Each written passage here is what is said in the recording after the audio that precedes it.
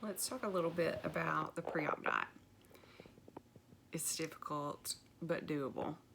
It, it was not easy for me. It was probably the hardest part for me of the whole process for surgery. But if I can do it, anybody can do it.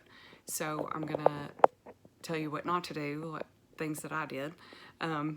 So for me, in my mind, I was just not ever going to be able to eat again after I had surgery. And that's just wrong thinking, but that's what I believed.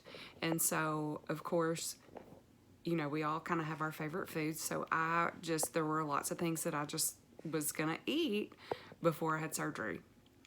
And so that's what I did. I binged. I ate and ate a lot. And so high fat, high sugar, lots of food. And then wham, went from that to very restricted, low calorie, low carb, high protein, not a lot of food, not my favorite tasting kind of food. And so, and then also in my mind, there was a mental aspect of, this is the last food I ever get to eat and I don't love it. And so it just was very difficult for me, but totally worth it. And so do the diet, do what you're supposed to do. The office is going to give you instructions, follow the instructions just like they tell you to. Dr. Jones would never have you do anything that wasn't very important and beneficial to you. So the diet is completely beneficial to you. It makes surgery safer. So I'm going to tell you a couple of things on how it does that. So with laparoscopic surgery, they have to inflate your abdomen, and that space is the space that they work in.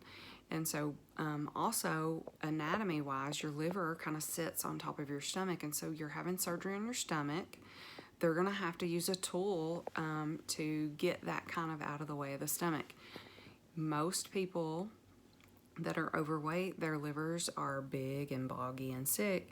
And so if they use that tool on a big, boggy, sick liver, you could potentially get damage to that area. And so part of how the diet benefits you is it shrinks your liver. And so it makes your liver healthier so they don't damage it whenever you're in surgery.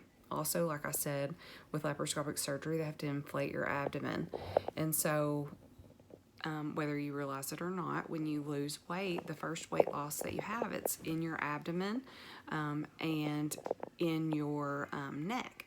And so them inflating your abdomen, that weight loss, that fat loss in your abdomen gives Dr. Jones extra space to work in when he does your surgery. And then weight loss at your neck, when you wake up from surgery, you're going to breathe easier, and so that's healthier for you and better for you. Also, your protein level. This is a very high protein diet. If you have surgery and you're protein deficient, you're not going to heal well. And so this diet makes sure that, in the weeks right after surgery, you're not going to be able to ingest the protein that your body needs. And so you're going to go into surgery with a high blood protein level that's going to help you to heal. And so the diet's very important. Dr. Jones knows you did the diet by your weight loss. It's designed to make you lose a pound a day. Now, that's not necessarily that you're going to see the scale move every day.